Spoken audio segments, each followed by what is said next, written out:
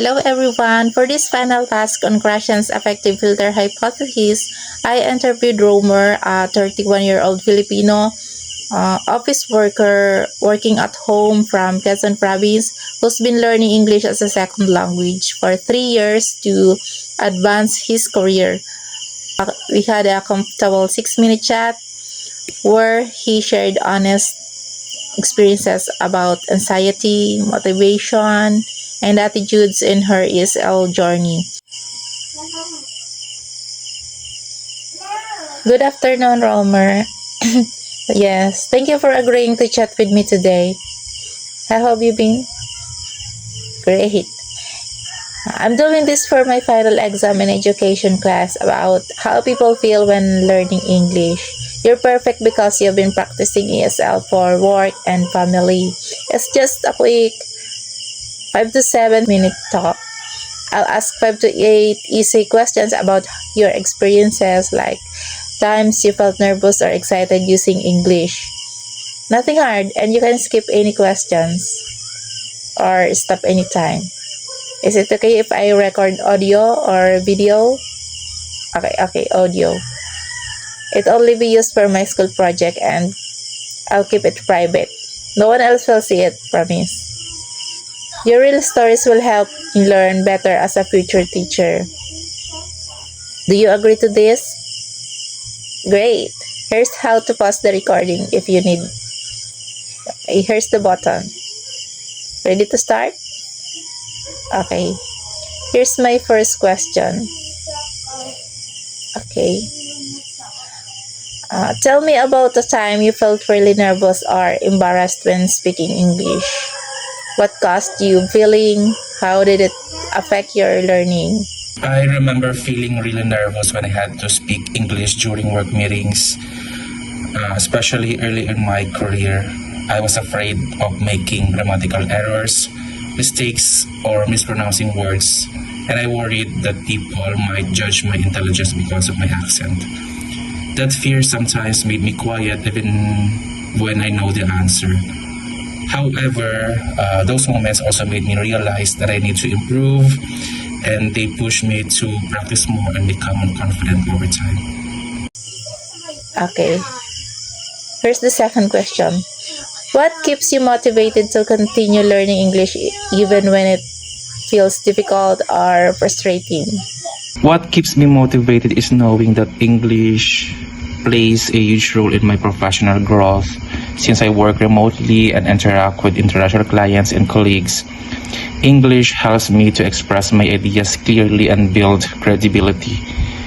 Even when it feels frustrating, I remind myself how far I've already come and how much more confident I am now compared to before. Okay, and here's the third question. Describe a situation where you felt comfortable and confident using English. What made that moment different?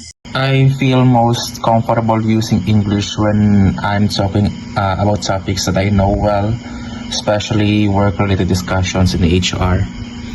And when I'm confident in the subject, I focus less on my mistakes and more on communicating my point. Those moments feel different because the fear disappears and English becomes a tool rather than a barrier. Okay. Here's the fourth question. Why did you decide to learn English, example, for work, travel, family, or culture, and how has that purpose changed over time? I initially decided to learn English mainly for work and education. Over time, that purpose expanded, and now it's also about building stronger professional relationships, accessing more opportunities, and engaging with global content. English has become part of my daily life. And here's the fifth question. How do you feel about interacting with native English speakers, and does that influence your desire to practice?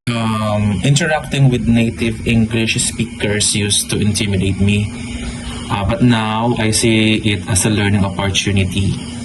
I still feel a bit nervous sometimes, but those interactions motivate me to practice more and improve my fluency.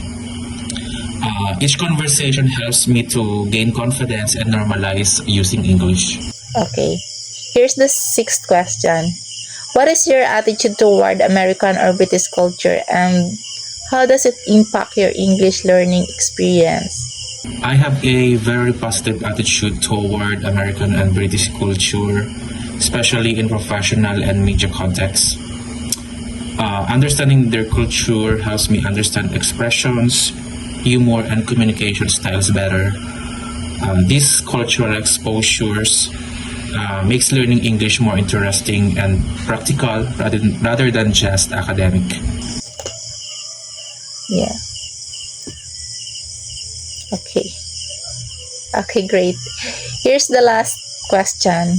How does the classroom or learning environment, online or in person, make you feel about speaking English?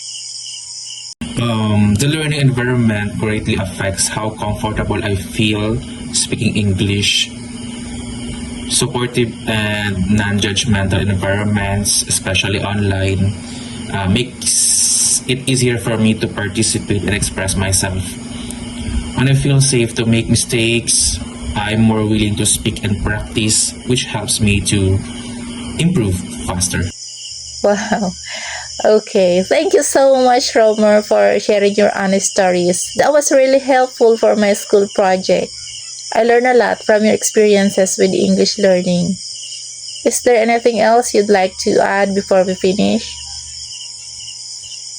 Okay, thank you very much.